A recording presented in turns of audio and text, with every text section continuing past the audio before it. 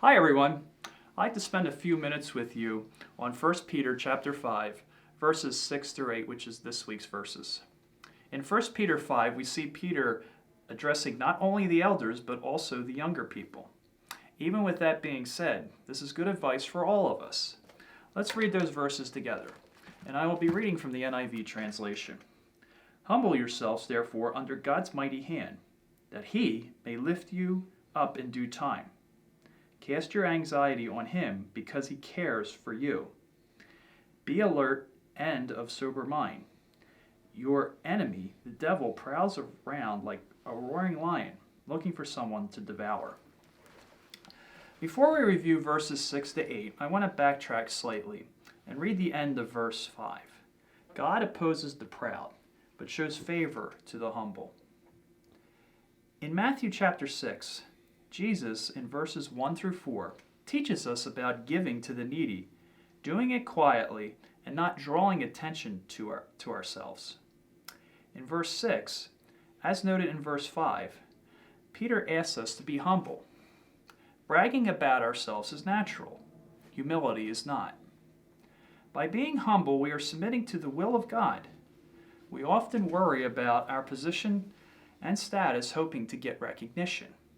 However, God, in His time and not ours, will lift us up. Verse 7, don't worry and be anxious. When you have a specific issue, you go to someone that is knowledgeable to guide you through the process. Whether it's an accountant, engineer, doctor, lawyer, or contractor, just to name a few, if you can't figure it out yourself, you seek their expertise and services. When dealing with issues in our lives, we need to take those matters and place them at the throne of grace. Jesus is our advocate and the best defense attorney money can't buy. There are several verses I can think of off the top of my head that you can add to your list and read at your leisure. They include Matthew 6:34, Matthew 11 verses 28 to 30, and Philippians 4 verse 6. Verse 8, control. While not easy at times, we need to be on guard. Satan is always on the prowl looking to overwhelm the believer with temptation, persecution, and discouragement.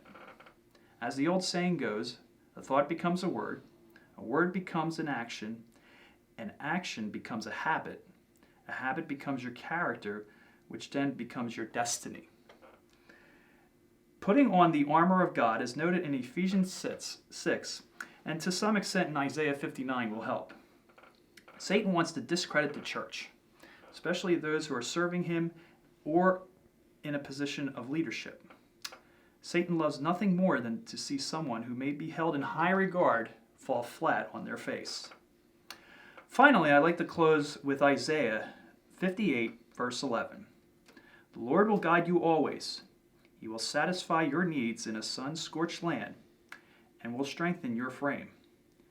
You will be like a well-watered garden, like a spring whose waters never fail.